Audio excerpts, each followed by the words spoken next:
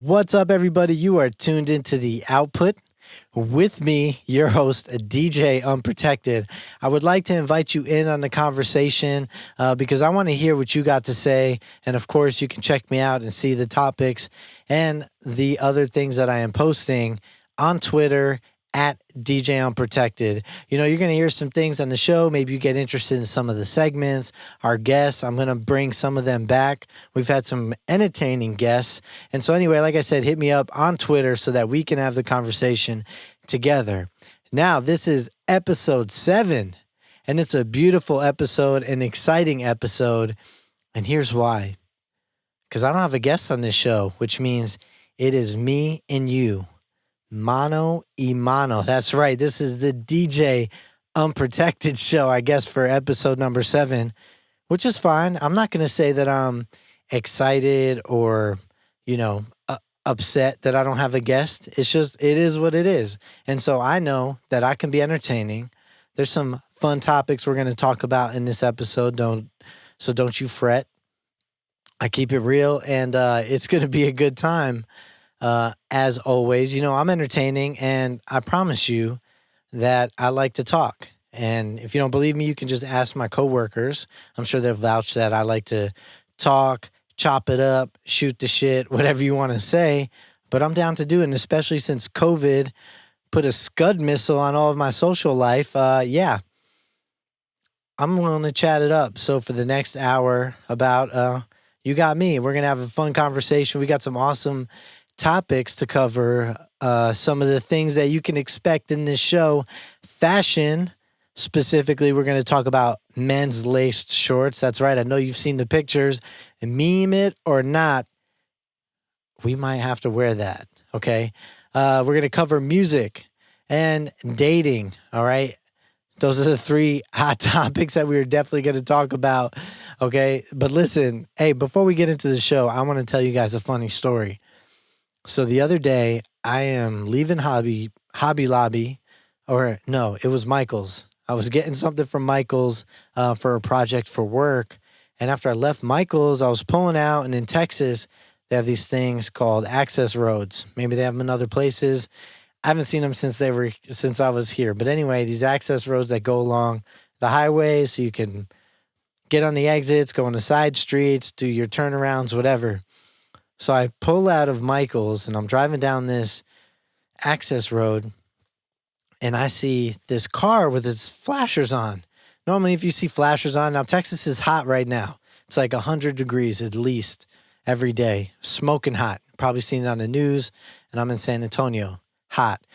Well, there's this white Lincoln Continental, probably like late 90s, maybe early 2000s, cruising in the left lane, like 20 miles an hour, if that, in a 45. Easily, people coming off the highway. This dude's going slow. I see the flashers, but no smoke. So I'm like, yo, what's going on? Like, why are you holding up traffic? And it's a Saturday. Okay. So I'm cruising up, and I see these things like sticking out of the side of the vehicle. Right. And I'm trying to figure out what's going on. Like, I kind of saw something on top of the vehicle, and I'm like, okay, what's going on? So let me go and follow them. I shit you not. It was 4 people, all the windows down, driver, passenger, and the 2 back windows all down, and arms outside the window, holding on to a gigantic picture, holding it down so it doesn't blow away. Mind you, it is not tied down. The only thing holding this thing down are those 4 arms. And I was honestly like, I wanted to take video of it, but I was like, man, I'm driving. Like, knowing my luck, I would end up trying to capture video of this and get in a car accident for making fun of somebody. But it was the funniest thing. Like, why would you go through that 100 degrees, windows down, going 20 miles an hour, and all arms reaching out? Like, what were they like? Hey, dude, I saw this awesome sale. You got to go get this picture with me. I mean, huge. Maybe it was a painting. Like, thing was massive. But anyway, I was like, what are you kidding me? Like, the things that you would see on a Saturday afternoon in Texas. And it just blew my mind. Like, that's just funny to me. Like, if I had friends and they're like, hey, bro, you got to roll with me. I'm about to pick up this huge ass picture. And by the way, I don't got any ties, so we're going to have to muscle it down. Like, no, dude, safety. I'm not trying to fly away attached to the picture. And like, it's fucking hot out. I want to be able to feel the AC, not this hot 100-degree air blowing at me. Anyway, it was wild. I was like, couldn't believe it. Called my mom and we were laughing about it. Like, like, why? Like, nothing about that's a good idea. I mean, it's Texas. Every other house has a truck. You're telling me that these people didn't have a friend with a truck that could have helped them move this picture. If they have any friends with trucks and they saw them holding that picture down, cruising 20 miles an hour with their flashers on, I hope that their friends with trucks would say, "Why didn't you hit me up, you idiot?" Anyway, that's what I saw, and it's wild. Like, you would never catch me doing that. That's almost as bad as like people cruising with like a mattress on top of their car, and there's like one rope holding it, and they've got that rope tied between the windows. Like, seriously, just pay the $50, have the company drive the bed, whatever the mattress, to your house, or ask a friend. Craigslist. I mean, Craigslist is still cool, right? Facebook, neighborhood groups. Yo, need someone with a truck. I got 10 on it. I don't know, man. That shit's funny, though. Like, seriously, in the white Lincoln, no smoke, 20 miles an hour. Anyway, it was a funny story. And you let me know if you've seen anything like that in the past week, because I doubt it. You were probably at home. I'm out getting arts and crafts from Michael's. Okay. So that was my funny story. And we're going to continue on to talk about one of my favorite topics. Not music, it's fashion. Baby, I love fashion. I really do. I'm not kidding. Like, I love fashion. I love shopping. Prior to coronavirus, like, I would at least go shopping once a month on the weekend, go get some fresh gear, just trying clothes, whatever. Like, I think it's awesome to get new clothes, especially when I go back home to New York and visit, which won't happen this year, but man, I love getting new gear. So I miss it. Like, I do miss it. I was talking to someone today at work, and we were discussing about like clothes shopping and how some people are struggling because they put on the quarantine 15, right? The corn 15, corn 15. Yeah, that'll work. The corn 15, and that their jeans or stuff's not fitting, or things are looking or a little different. For me, I just haven't been shopping, but all my clothes feel like they fit the same, maybe a little bit better. That's right. Better, baby. Too bad I don't have a pool to go show these abs off. It's all good. So anyway, yeah, miss shopping. And I used to go a lot, but I haven't. I'm not even searching for stuff online. And it's kind of interesting to think about that. I think our social aspects and our activities can drive like how we spend our money. Like when I had an active gym membership, prior to the Rona impacting my city, I was buying like new new gym clothes, probably like every month or so, or cycling them out, getting new ones, throwing out the old ones, just getting new clothes, new shirts, new shorts, whatever for the gym. But honestly, like, I haven't been doing that, because now when I'm working out or doing stuff outside, going for a run in the evening, I toss on a wife beater, athletic shirt, to be politically correct, or, whatever, like, just put on a t-shirt, something, and then grab my shorts and go, and that's it. So I'm not like getting some new, whatever, Reebok shirts or Lululemon or whatnot. So it's just interesting to think that, like, because our social lives may shift, then our purchasing decisions shift, Like, I haven't really been spending money on fashion or things like that nature, no new sunglasses, whatever.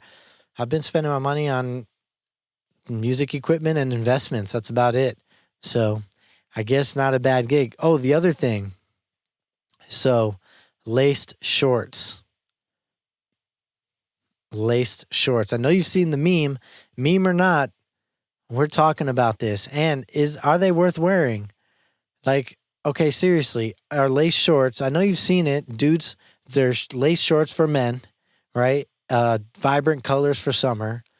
And Guys apparently wear them. Now, are lace shorts like white pants? Now, what do I mean by that? White pants are either in or they're not. Like, there's no in between. If white pants are in, you can only wear them at a certain time, and you're probably going to be judged no matter what. So even if after Memorial Day you wear white, I think that's when you can do it. You wear white through Labor Day. But if you wear them, it's really hot out or not, or maybe it's kind of rainy and you wear white pants, you get judged. Like, without a doubt, you get judged for wearing white jeans. But if you don't wear them, like, that's it. You either do or you don't. There's no option in between. I wonder if it's the same as lace shorts. If you do it, it's a time and a place, maybe a Sunday fun day gear. You don't just casually wear them on a Wednesday, roll up with the homies and say, hey, what's up, guys? Me and my cool orange lace shorts. Like, do you only wear them to pool parties? I mean, I don't know. Like, what do you wear underneath the lace shorts? Like, you see them in the advertising images, some, I guess, white briefs, but they look longer. So they're like white boxer briefs. Like, I don't know. Do you wear white Under Armours, those long, like half thigh ones that you would rock to the gym? Like, I'm just trying to understand, how do you rock these lace shorts? Because I would do it. I would totally get those lace shorts. When I first saw the meme, like within the last year, I was like, dude, that's dope. Like, I want some lace shorts. Like, not for the intention of showing off my junk, but because that looks comfortable. Dude, Texas is fucking hot. Like, lately, it has been over 100 degrees. And like, you get in your vehicle in the mid-afternoon, like, baby is fuming. So why not get some shorts that are going to maybe put a damper on the swass? Tame that baby down. The ass force is going to be nice and dry. It's going to turn into a desert. I like the idea of it. I just got to figure out, like, what undergarments you wear. Do you wear like a tan or a beige man thong, like banana hammock underneath the lace shorts? Like, I don't know. Do you have to match? Okay, so with that, here's something worth considering. If a guy is wearing lace shorts and he has the matching underwear underneath, does that mean he's trying to put out for his mate? Or does that mean he's trying to put out that he wants sex for his significant other, for his woman? So if I was wearing them and I had a woman, a lady, a girlfriend, whatever, which I currently don't, but if I did and I wore, say, black laced shorts and I had black underwear because it's matching, does that mean that I'm saying, yo, I'm in? But if I wear, say, white underneath orange lace shorts, does that mean, sorry, girl, I'm out next week? Like, I don't know. I think it's interesting. Like, what does it really show? And how do you rock that appropriately without someone be like, not only did you wear those, but you messed the whole thing up. So I don't know, but I think lace shorts are kind of cool, and I'd be down to kill out the swass. Like I said, Texas is hot. I'd be down to avoid that. Let me know what you think. Like I said, on Twitter, you in or out on the lace shorts, or is it just a joke? Is it like the Dogecoin? Is it Dogecoin, whatever, that meme coin, Bitcoin that came out that they were trying to get to blow up over TikTok? Are these shorts just a meme and that's it? Like, you can't find them produced? Or if they are, it's just a joke? I want to know your thoughts and if you know where to get them, let me know. I guess I could just look it up, but I could and I could not. So who knows? Okay. And then let's see, what else about fashion? Oh, dude, sandals, Birkenstocks, absolutely love them. That is like my style and shoe of choice from the months of April to October. Like, I love that you don't have to think about having to grab a pair of shoes or whatever. Now, clearly, as long as I'm not wearing jeans, I'm going to grab the Birkenstocks. I love those sandals. Like, those things are great. And you can make fun of people who want to wear those all the time. Excuse me. They are comfortable. 100%. Like, lower back doesn't hurt. I feel good. I'm confident in them. And, yeah, so I love the Birkenstock sandals, and greatest thing, just toss on some shorts, an easy shirt, grab my mask, and go shopping. Easy day, baby. All I gotta do is get some lace shorts, throw that in the ensemble, and people are gonna be like, damn, DJ Unprotected's ensemble is fire. All right. Next topic. Obviously, one of my favorites is music. You know why? Because I'm a DJ, baby. I love music. I love all types of music. You ask me how to define my music choice, and it's anywhere from jukebox radio all the way to classical music, Christian rock. I even like a little bit of, Rob Zombie. Um, yeah, I mean, I'm open minded. Obviously, house music. I love playing house music, EDM. But anyway, so like, what's going on right now with the music industry? Music industry is rough right now. I mean, with artists not being able to go out and perform, it is like tough. And with streaming services like Twitch, Instagram, Facebook really locking down on like you can't go 5-10 minutes without setting up a stream and them canceling it, like it's tough because you get on those streams like Twitch. I know is bringing in a lot of income for DJs who are on there playing music, and their fans are tipping them. Like they got a tip jar, digital tip jar, and they're making like good money. And that's what's up. Like if you got a fan base that wants to support you and you get out there, because here's the thing, right? That I struggle with understanding this whole, hey, we're going to shut your live stream down because you're playing music. DJs, majority of them, pay for the music that they play, right? I think it's like no different than I guess it is kind of a little different, but an artist buys a specific type of paints, right? Or canvas or whatever. And they use those tools to present their art on a picture. And they put it on display. Okay, that to me, that is what a DJ mix is. You've got your different songs, which are like your different paint colors, and you put them together to create your story, your image of your mix. Like that's what you've done with those songs. Like you crafted them in that 30 minutes, 60 minutes, or however many minutes you're going for your DJ set. Like you chose that, whether ahead of time or while you were going. Your experience said, oh man, this will sound good, blend these together. Like it's an artistry. And so you paid for the music. You want to go out there and you're providing entertainment without initially saying, hey, if you guys don't pay me, I'm not showing up. No, it's all tip based. Like, hey, you pop into my channel, support me, cool. If not, I'm playing music anyway. Like, I don't understand why they got to shut it down, man. I think it's they're drinking that haterade, and it's tough, like in the market. But I know Mixcloud, I use them a lot, and I just did a DJ live set on them last week. Shameless plug, mixcloud.com/DJ Unprotected. Went live, and there was no issues. Even could pump video. It was great. It seemed like people liked it. People pop in. You can comment, all that jazz. Tipping, now there's not an active tip bucket or tipping action, but you can choose to subscribe to artists on Mixcloud, which is like a monthly fee of like $2.99 to $5.99, depending on the artist. So that's a way to support them. Like, hey, you're going to consistently put out music. I don't know, but Mixcloud seems to work and support that. These other platforms are a little bit strict on the whole Creative Commons thing. So that, it's tough right now. I think that they could probably leverage it. Like, I don't know, but it is what it is. It's just tough right now because there aren't shows. DJ gigs are getting canceled right and left.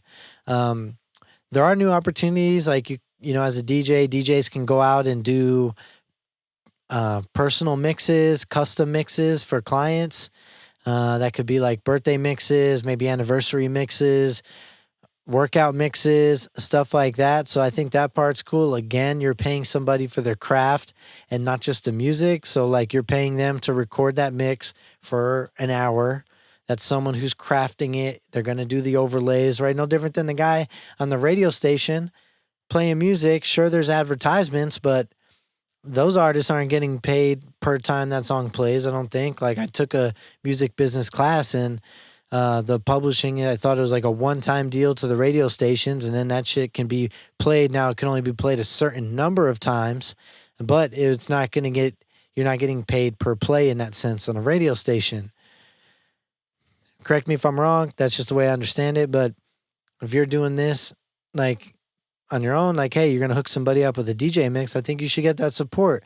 Like, how's that different from getting paid to go to a bar and provide music for a couple hours? Like, hey, man, you got the floor. Based on your experience, your talent, and your passion, you're going to choose the best music. It's a craft, man. Like, not everybody can go and do that. And so it's kind of shitty right now that because a lot of opportunities and venues are, being shut down, that like it's a struggle. And then the other avenues you try to do to keep your fans engaged, right? Keep active, keep building your fans by going live, and then you're getting shut down. So it is what it is.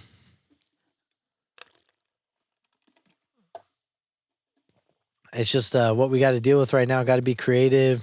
I think that it's important for music artists to have merchandise. And so if you're a fan of music and you like your artists, I hope you're finding ways to support them. Even if they've done well throughout the year, you just don't know their financial situation, current moments. Because let's be real. People who make a lot of money doing what they love have the tendency to piss away their money because they think it's always going to be there. And if you think I'm wrong about this, then look up MC Hammer. Okay, I'm done with that. I'm not going to hate on it, but that's the truth.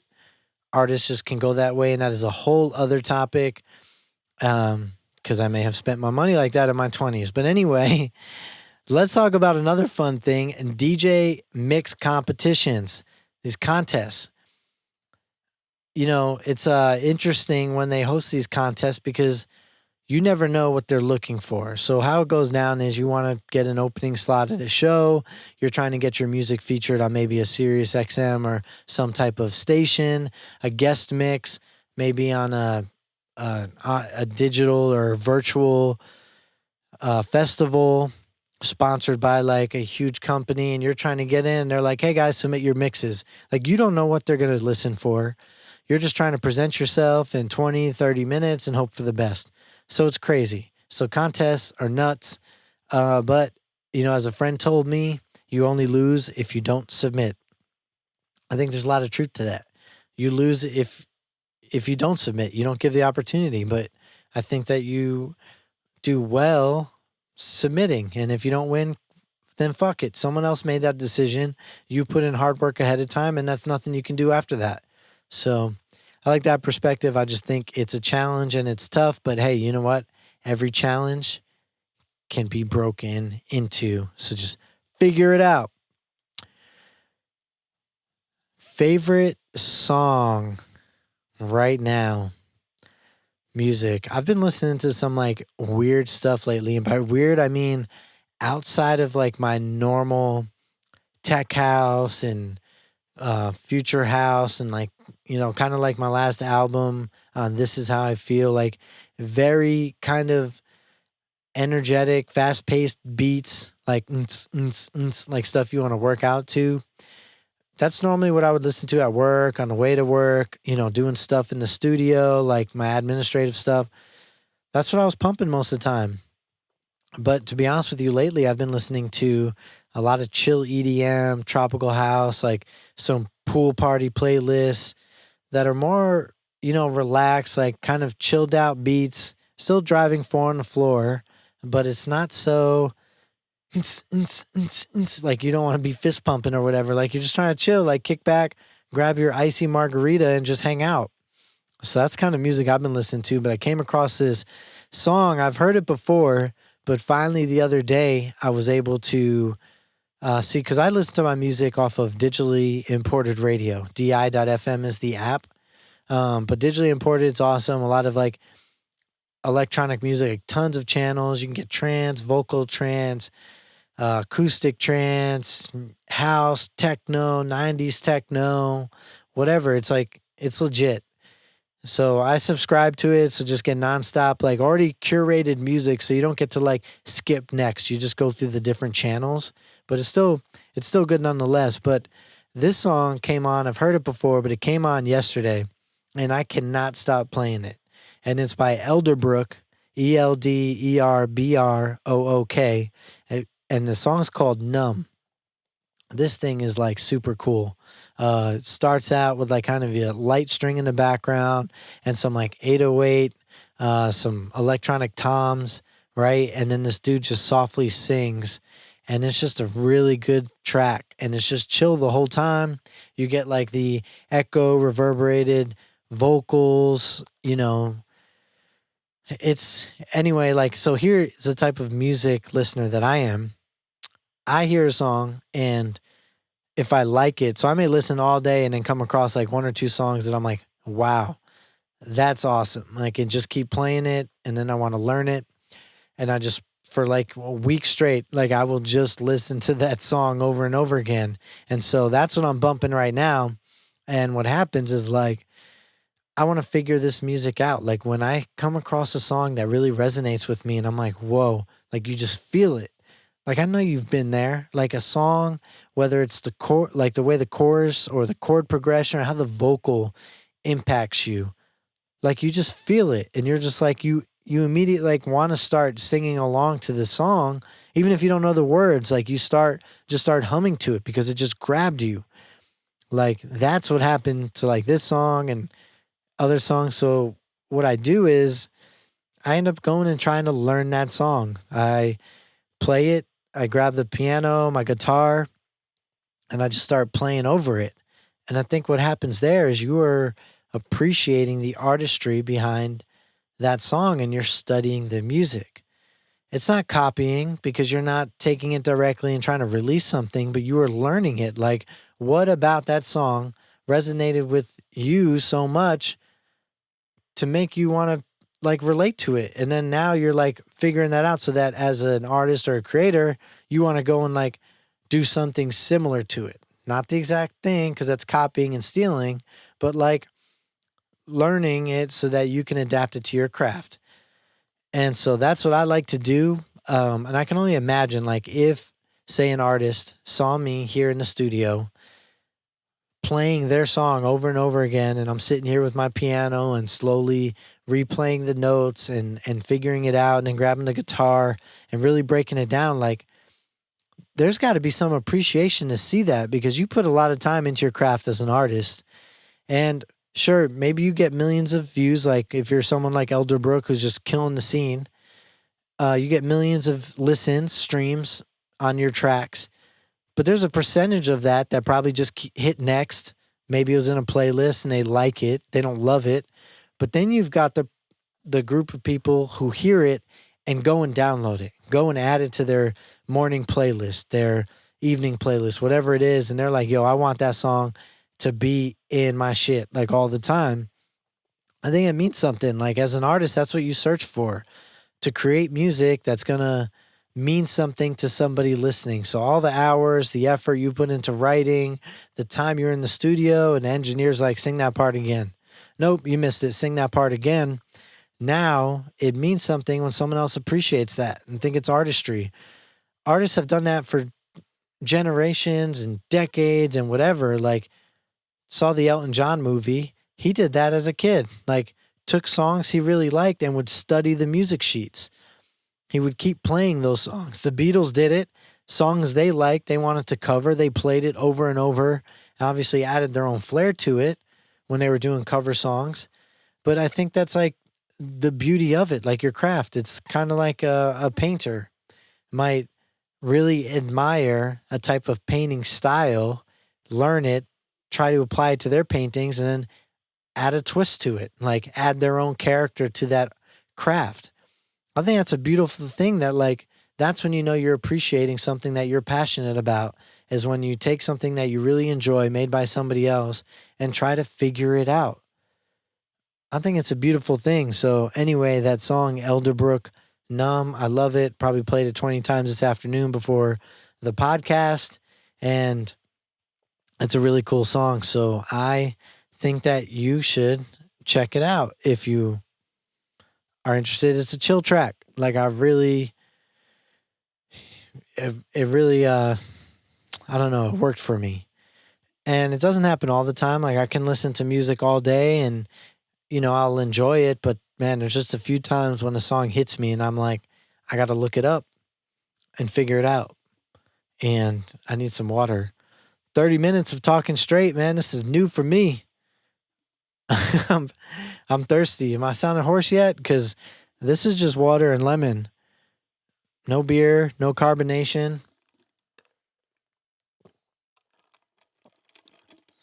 Man, that's so annoying when you're like drinking your water out of a Yeti or Arctic and the ice cube gets stuck in that mouthpiece and you can't get the water because it's blocking it.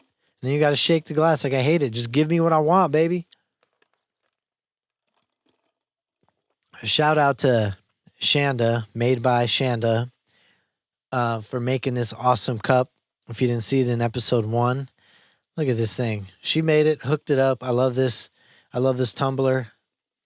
Custom good stuff. So if you want to check out Made by Shanda Boyle on Facebook and on Instagram, she makes amazing custom tumblers. I mean, for real. Like, I may have to look her up and get another custom one for the studio with like music notes or something on there and some glitter. She can bedazzle it up or whatever that stuff means, hook it up. But anyway, water's good. And especially when it's out of a dope cup, I can dig it.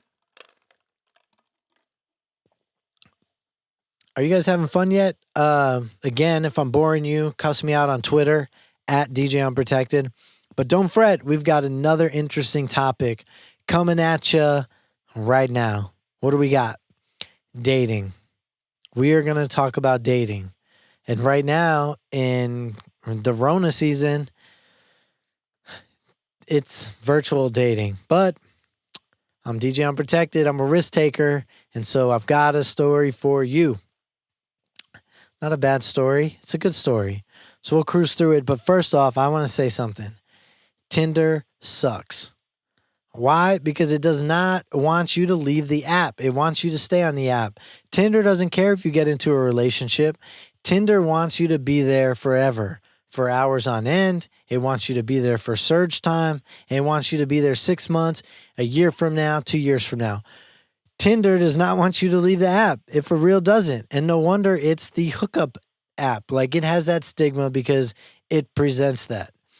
Why? Mainly because, like, it doesn't make sense to me. You are on the app to date, right? And then Tinder, after a while, is like, hey, we've got matches or people who like you, but we're not going to show you them yet. So you're going to swipe your ass off through all these people we know you're not attracted to, who don't like you, probably haven't been active on Twitter or Tinder for months, but you're going to swipe through them so that you can stay with us. And all those likes, those people that liked you, that we're not going to show you unless you pay us $60 for 2 months or whatever the cost is. Yeah, that's right. So just swipe away, Mr. Swiper, Mr. Mrs. Swipey Swipe. You like that? How's that finger feel? Got carpal tunnel from swiping left? I swear, man, it makes no sense. Like, don't even tell me that people like me then if you're not going to show me. Just let me swipe and figure it out and hopefully maybe get a few out of the 100 that ends up matching up. You know what I'm saying? Like, what's the point? Like, because it tells you, hey, we didn't show you these likes and we're not gonna unless you pay us. But keep swiping, baby. Like, I don't get it. I don't know what that sounds like to you guys, but that exactly means, hey, you are locked into us, Mr. McSwiper. Anyway, so that's why it sucks. You got to pay and swipe and hope and whatever that means. So, but I think what that drives is you keep swiping, and eventually you're drinking on a Friday night and you're swiping, and then finally you happen to match with somebody while you're swiping. Okay, it's none of the people who liked you already, but you end up coming across somebody who, just like you, was swiping away their Friday evening, and you've had some drinks, and now there's a connection. And after an hour of texting, you go out on a limb and say, hey, what do you think about meeting up? Hey, don't the stars look good tonight? You want to go grab some outside ice cream so we can avoid the Rona? I mean, I don't know, however it works. But then things click, whatever happens, and boom, now you're hooking up. All because of Tinder pulled apart your patience to where you said, fuck it. I'm cool. I'm interested in this person. It's crazy. It's your fault, Tinder. You have earned that hookup app stigma. That's you. You deserve it. You deserve that title. You own it, man. You wear that robe. You were there for people to hook up. That's it. Not find love, nothing. Don't treat me like I'm nothing. Just show me who likes me.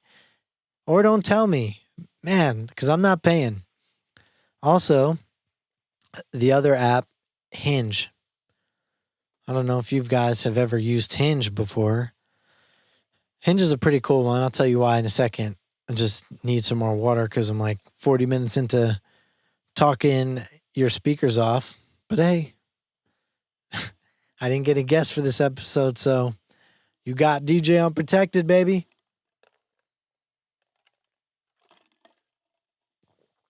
Man, and lemon water is the shiznit.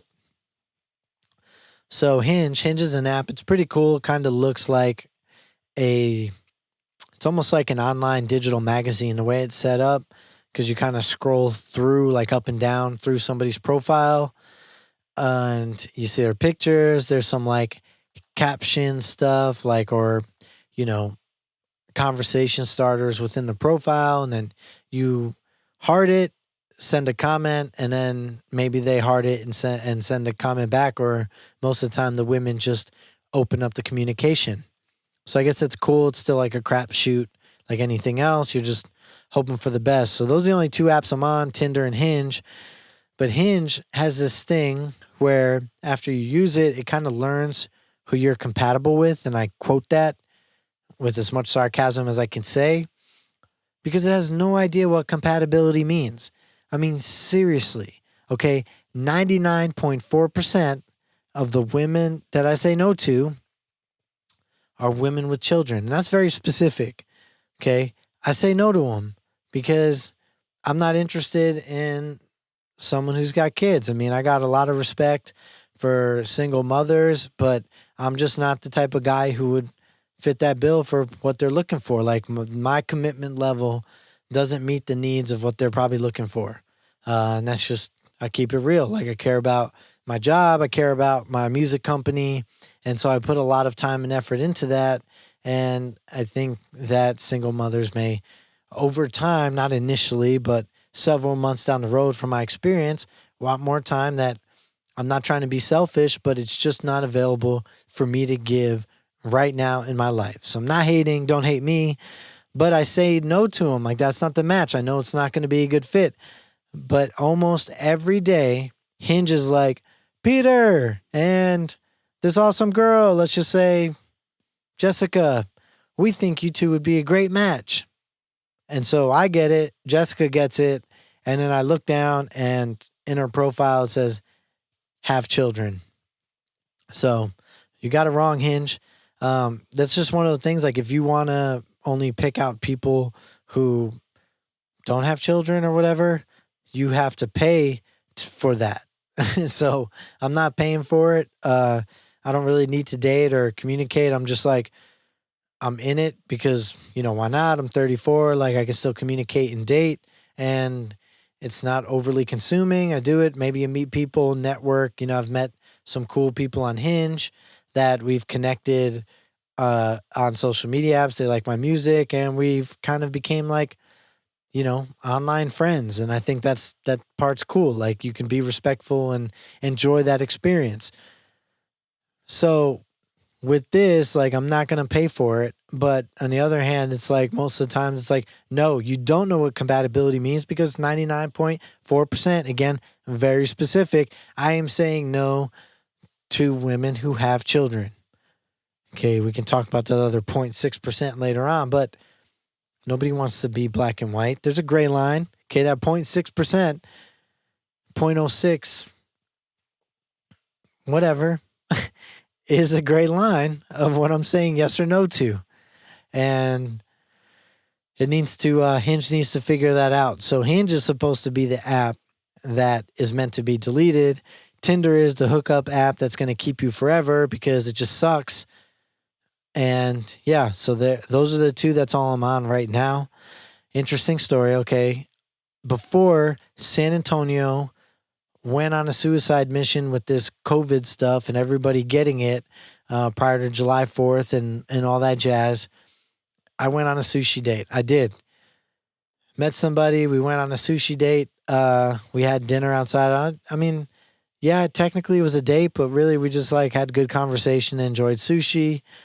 I know it was a huge risk because I should look at anybody that I don't live with, which is, it's just me. So anyone I don't live with or, you know, yeah, share life with on a daily basis, I should look at like they are infected.